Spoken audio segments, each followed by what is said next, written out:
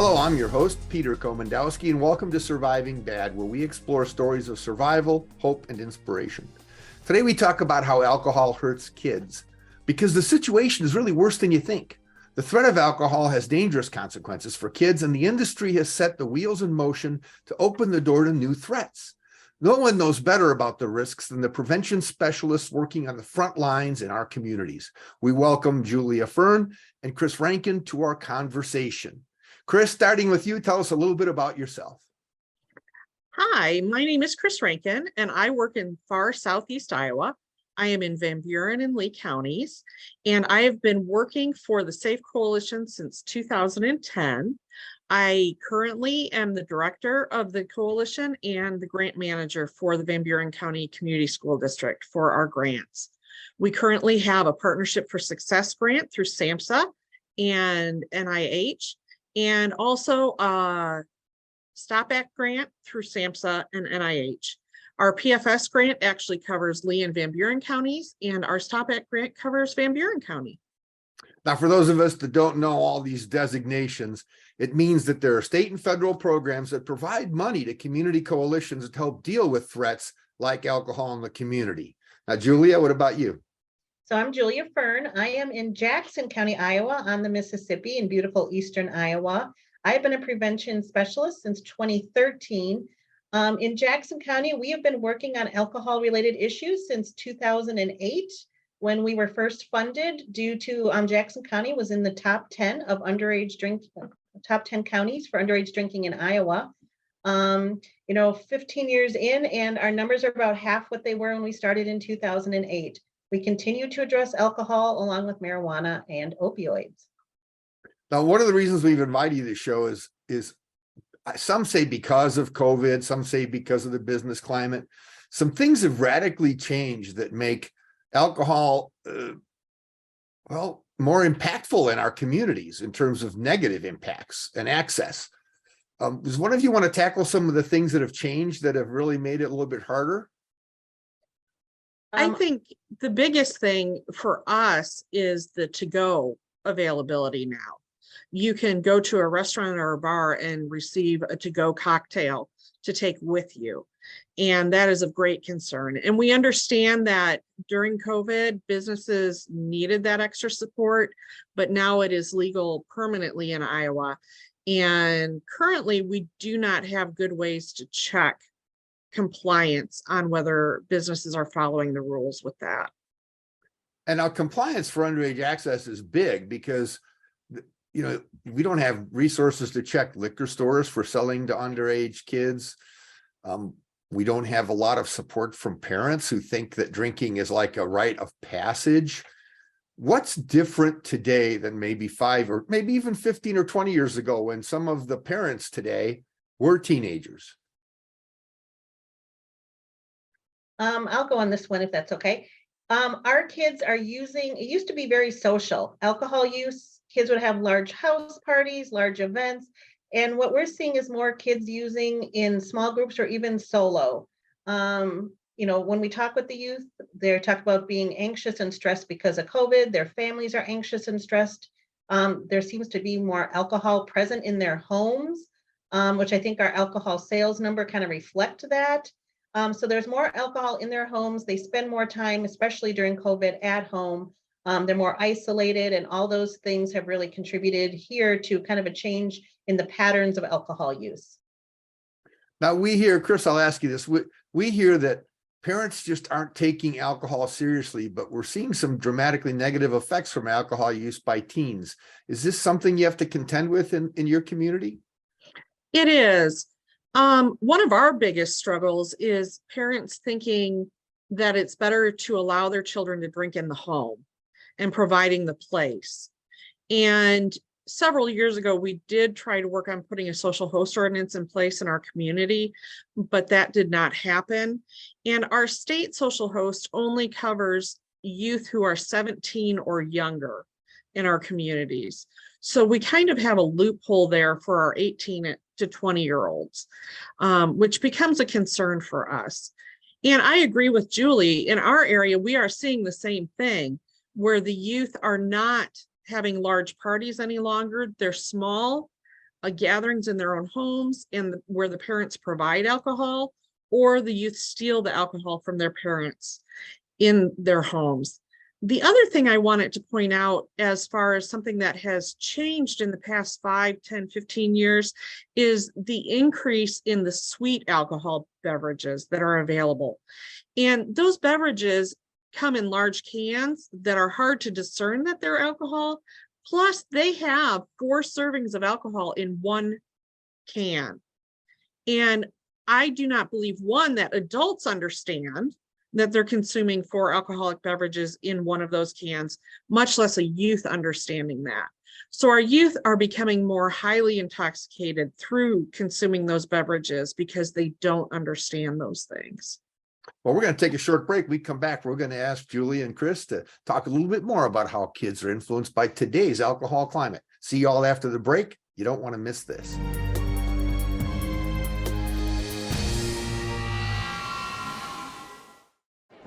The black truck?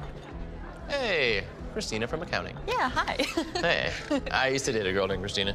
Oh, really? Yeah, and then she dumped me for my best friend. You want to see some photos of them that I took? I don't. I thought we talked about this, buddy. Buzz and overshared again? Yeah, Yeah. I'm gonna call a car. that's a smart idea. So yeah, I know, that's why I did it. Hey, you're gonna get back to the top of the mountain.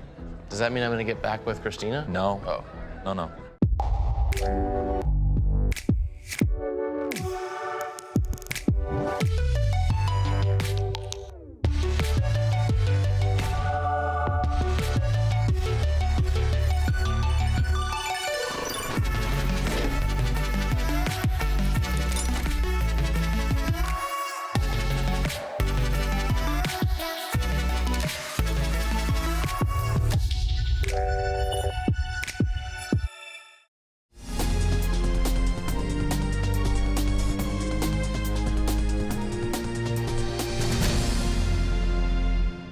Welcome back to Surviving Bad. I'm your host, Peter Komendowski, and we're with prevention specialists, Julia and Chris. And we're talking about the lowering of protective standards around the distribution of alcohol that's radically increasing the risks to our children and families.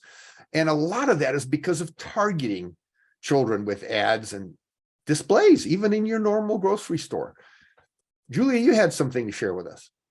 So when I first started in this role, we went around the county and we did an environmental scan, and we noticed that a beer distributor was sponsoring youth activities, and really young youth activities, like ages 6 to 12. You'd have an event and the big logo on it was a beer distributor. And we're like, why are the kids can't buy alcohol? They don't sell alcohol at these events. Why are we targeting these youth events? And one of them really leapt out at me. It was a conservation event. So you had kids, guns, and alcohol all in the same poster. And the age group of that, those kids were 6 to 12. And like, that's a lot going on one poster. And when I brought it up, everyone was like, they didn't understand what my issue or concern was. And why is this beer distributor supporting young kids' activities? You know, or we looked at a prom ad and businesses supported it, and a gas station chain that, you know, sells pizza, which goes to kids, they didn't advertise their pizza, they advertised their beer cave on the prom ad. Why are we letting them do that? And then you look at the products, the flavors, you know, we talked about flavors in vaping. Well, flavors in alcohol, all the sodas, those seltzers, those lemonades, those are enticing to kids. And, you know, they're bright colored cans and they're just attractive to younger people. You know, the new hard Mountain Dew is marketed by regular Mountain Dew. I mean, we're setting kids up. It's everywhere around them. And it's just a beautiful product that is calling to them. So we know that the industry targets youth, and they sort of have to, because they don't get you started young, you're not going to start. But let's talk, you know, Chris, tell us a little bit about the health risks for children and when they use alcohol. Well, really, it's a concern of it affects that frontal lobe and their choice making, where they are already not grown into that part of their brain. We understand that our brain is not fully developed until we're in our mid to late 20s now. And so they already have trouble making good decisions for themselves at that age. And now you're putting a substance there that limits that choice making even more. So they're not making safe choices when they're using alcohol. They choose to drive. We have students report every time we do our Iowa Youth Survey that they have chosen to drive after having consumed alcohol or other substances. They're having behaviors of fighting and sexual assault and other concerns that go on as well. And then on top of it, you have to consider the long-term effects of once they start early, it will continue on into adulthood. And many students, it has been proven that start early become addicted, and that addiction leads to other substance use as well. And just horrible effects on their life. So that is one of the reasons we work so hard to educate our children and our students in our community on the dangers of alcohol use and nicotine use, because it leads to other substance issues in their lives. And also alcohol kills in a lot of ways. Diseases of the liver, diseases of the heart, diseases of the brain. Julia, what are some of the risks the kids will face later in life if they do use alcohol at a young age? So we were just talking to some youth here, and they were talking about kids who drink regularly have poor attendance, lower grades, their success later in life. And I was reading an article about college students who drink on a weekly basis have a 0.5 point to a 1 point lower GPA on average. If you want to go to graduate school, that 0.5 point to a point makes a big difference. And, you're limiting your options. And that's how we kind of talk with the kids. You choose to use early, you're limiting your options later by the choices you make. And, it's the health concerns, it's employability later, it's all of it. It's the habits they're building now really impact them as they go on through life. Yeah, we've been hearing that marijuana has the same effect, which is another drug along with alcohol that teens are heavily engaged in. And you'd think they would take notice, because it's hard to pay a price for your whole future by some short-term thrills. So when you talk to kids and you tell them about these things, what are some of the responses? I'll go. Good. Some of the kids, you just want to, dismiss what you have to say. It's not a big deal. And then there's the kids who are listening, and it's different than what they're told at home or what they see in media, what they see on, their phones, what they see their peers do. And it's working through them as they try to figure out, and sort through all the mixed messages they're getting, because there's so many mixed messages.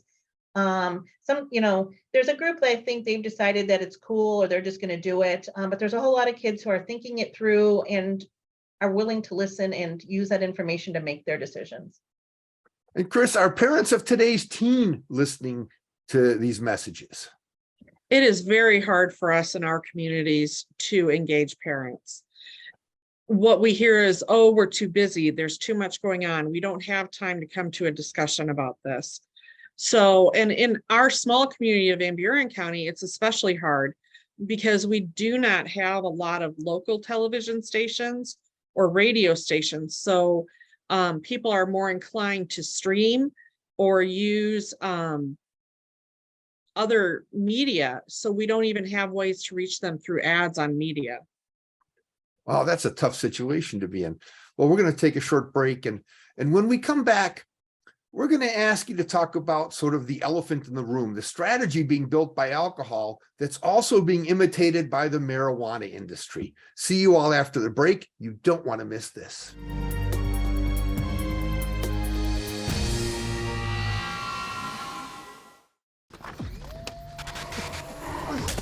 Multiple studies have shown that marijuana can slow both driver reaction and response time, which can be really dangerous. He's here. He's here.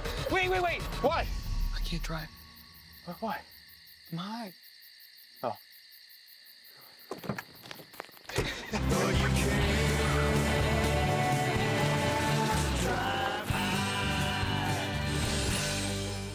Not all internet is priced this good.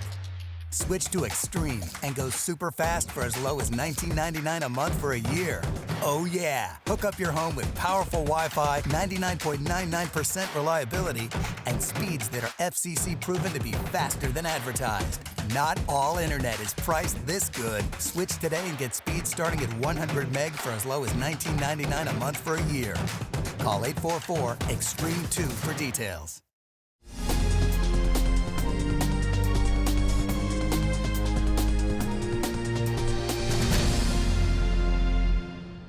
Welcome back. We're talking with prevention specialists Julie and Chris about the challenges our kids face as the threat of alcohol and other substances creeps deeper and deeper into our communities, places we'd like to keep safe. Chris, tell us a little bit about this relationship between alcohol and marijuana and what you're seeing. Our biggest concern right now with having Watch It be legalized for recreational use or just legalized in other states and talking with people from those states is that it is being supervised like alcohol. And we're seeing consequences similar to alcohol use with our youth already. And so I think for me, what I'm looking to do is keep the production, the growth, the selling of those substances away from our kids. So one of the things our coalition is actually working on right now in Lee and Van Buren County is zoning policies that would keep those businesses away from our schools, away from our childcare, and keep our kids protected a little bit, keep them off of Main Street so our kids aren't exposed. Because what we see with the marijuana industry, just like the tobacco industry and the alcohol industry, is they do advertise to our children. And they are trying to draw those children in now so that they have the dependence upon that substance future in their life. So, a big part of it is looking at things like our Med Farm that was originally our main company in Iowa has now changed their name to Bud and Mary's. I understand that they have family members with those names, but it also links their sales to marijuana more than it does to the CBD products that originally they were licensed to sell. And you can see their ads are targeting our youth and our kids. Yeah, we've seen, if we go to states there were even townships and counties in Colorado when they only had a medical marijuana program that didn't allow medical distributors in their areas because the local doctor said it's not medicine. And now that they have complete townships and counties that have banned all forms of marijuana because they've learned what's happened. And it's simple. The marijuana industry just has to copy alcohol. Julia, you've seen that, the proliferation of alcohol and what they do to get to kids. What's some of the stuff you're seeing? It's a lot, just advertising. It's just incredible. Wanting to sponsor school events. So around the baseball diamond, we now have banners that have a beer logo on them. Where I am in Iowa is next to Illinois. And so we're dealing with the Illinois legalization of marijuana and the effects kind of creeping across the Mississippi. And a lot of it's about the attitudes that, marijuana is safe and that somehow alcohol becomes not that bad either. And the perception of harm in adults and kids, there's other hard drugs out there. And here we see them kind of being lumped together as both being not that bad. And that, attitude drives parent behavior and maybe not keeping alcohol safe in the homes. Some parents provide because, it's safer if they're drinking at my house. And I think there's parents that have taken that to the marijuana use as well. They're not going to get stuff laced with fentanyl because I'm going to, we have good stuff. And it's the attitudes, I think, here that are driving it the most.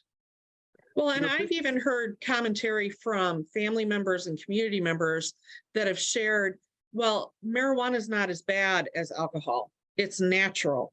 It's not as dangerous for us.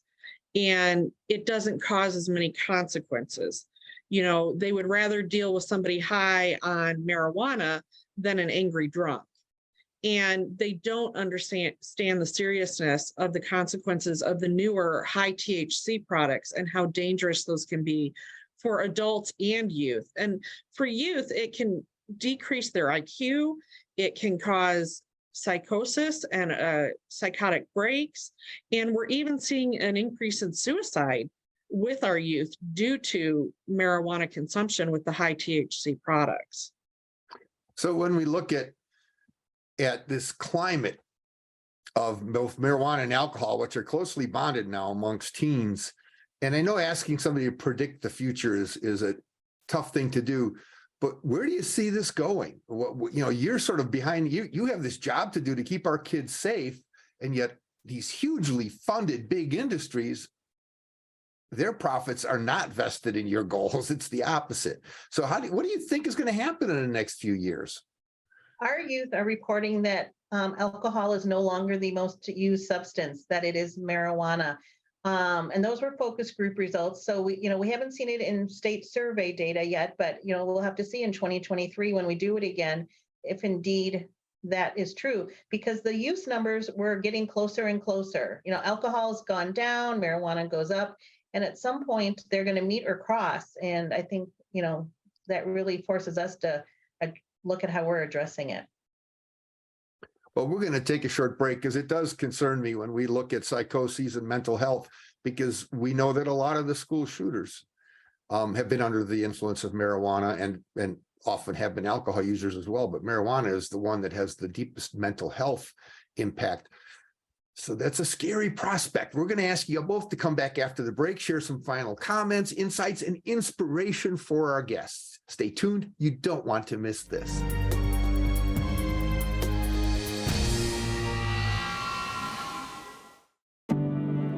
Today, more than ever, you need fast, reliable internet.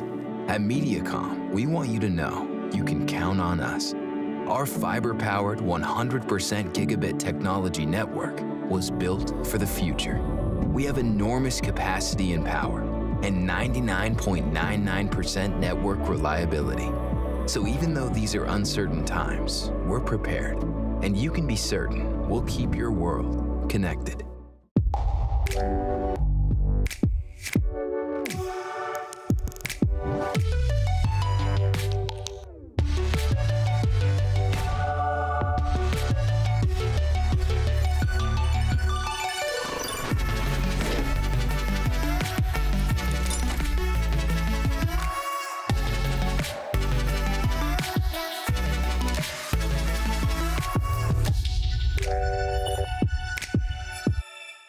Not all internet is priced this good. Switch to Extreme and go super fast for as low as $19.99 a month for a year. Oh yeah! Hook up your home with powerful Wi-Fi, 99.99% reliability, and speeds that are FCC proven to be faster than advertised. Not all internet is priced this good. Switch today and get speeds starting at 100 meg for as low as $19.99 a month for a year. Call 844-EXTREME2 for details.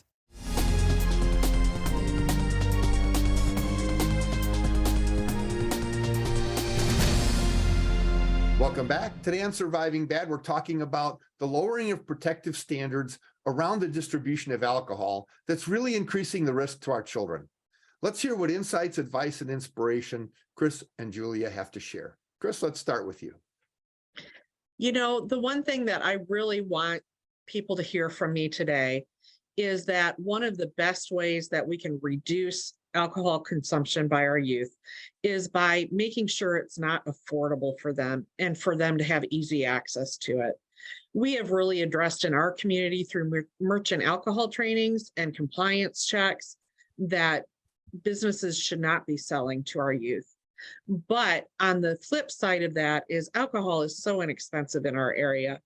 And the beer tax has not been raised in over 40 years in Iowa. And if you look at what is allowable with beer now, it can be up to 19% alcohol in a beer.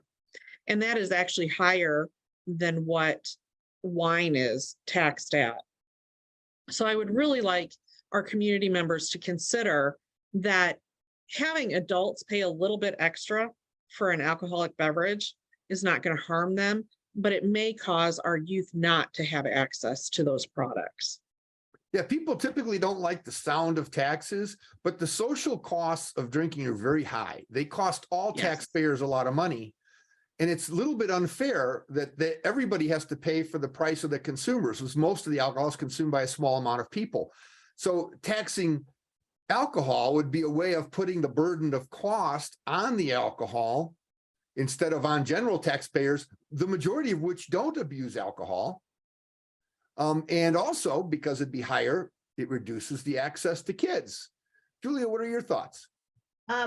I would speak to parents. When we do surveys, 90% of parents say they talk to their kids about alcohol and drugs, and only 10% of kids say their parents have talked to them. So there's a disconnect, and parents need to give those messages. And I would encourage all parents to be aware of their own behavior. Your kids are watching you and how you treat alcohol. If, every time you hang out with friends, people are drinking and you can't have a social event without alcohol, what message is that sending? How much alcohol is in your home? How, are kids able to get a hold of it, or is it somewhere where they can't? I think parents have a lot of power in their kids' lives, and we are not taking advantage of that. So talk to your kids and make your choices, knowing your kids are watching you as you use and consume alcohol. Julia, one quick question. The majority of kids aren't abusing alcohol, and parents are really hard to engage. Is it getting to be a time when we need to count on kids having the conversation with each other? And maybe if parents aren't willing to engage, would kids be willing to if they get the right information? If they get the right information. Unfortunately, they get their information from social media, and there's a lot of bad information out there. And finding that one adult, and maybe it's not at home, maybe it's at school or a coach or a pastor, whoever it may be. Our hope is that every kid has that one trusted adult that they can go to with those questions and ask them and get the information, because otherwise they will go to youth, and that may or may not be a great solution. Chris, in 30 seconds or less, do you have a final comment? I think one other thing I just want to mention is Julie and I both work with youth in our school districts with youth coalitions. And if you don't have one in your community, that is a great thing to invest in. Invest in your kids and teach them how to be a leader in your community today and in the future. Well, thank you very much for joining us today, and thank you all for watching. Check out our website, ahealthyiowa.org, and keep your eye on MediaCom MC22 for our next episode of Surviving Bad, where we explore stories of survival, hope, and inspiration on MediaCom MC22, your local programming leader.